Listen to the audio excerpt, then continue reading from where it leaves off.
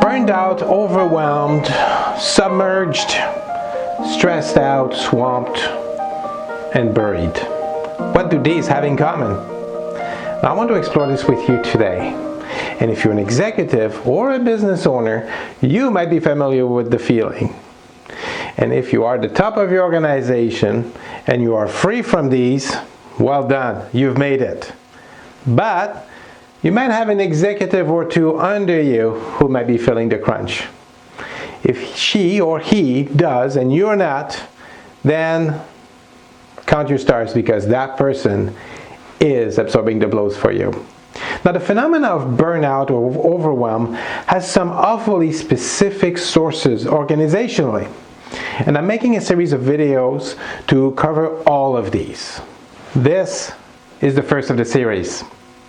Overwhelm means to load, heap, treat, or dress with an overpowering, excessive amount of anything.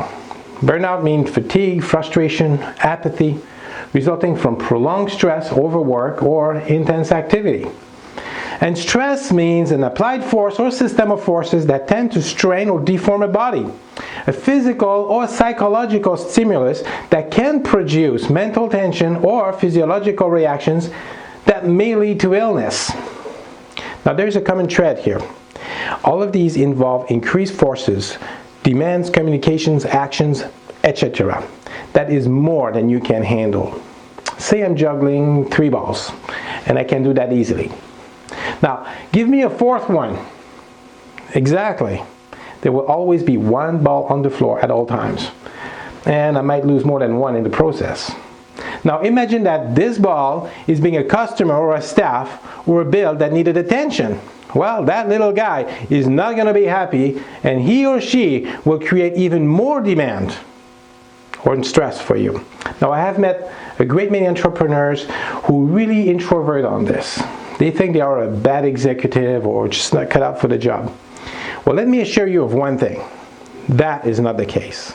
The problem might be the exact opposite, actually. You might just be too good at what you do. That is why you end up with all the demands on your plate, see? The phenomena was covered in an article in the Harvard Administrative Technology. An expert on administration called in to straighten out or develop admin for a company can always be sure of one thing: it will be jammed at the top. Thus, he can always do one thing very effectively. He can unjam it at the top. At the start of the business, it was fine to be taking all the orders yourself and to go and do the deliveries yourself as well.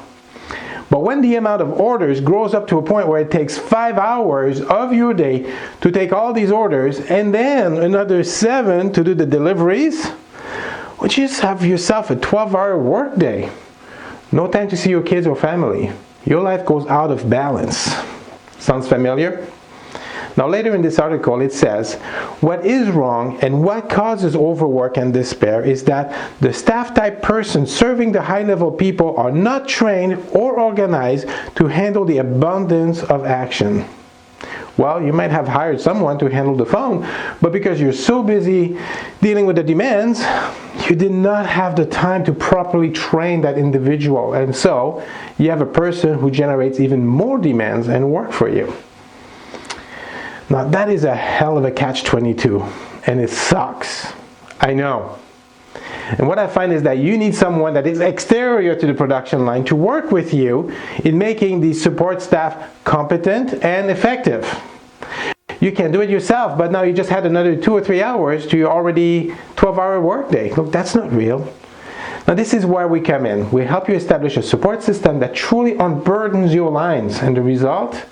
The load would come off, the lines would speed up, and the result in production and accomplishment would be fantastic. Overload, overwork, and burnout does not have to be part of an executive or business owner's daily existence. There are ways to deal with these. Please contact me to discuss how I can be of assistance.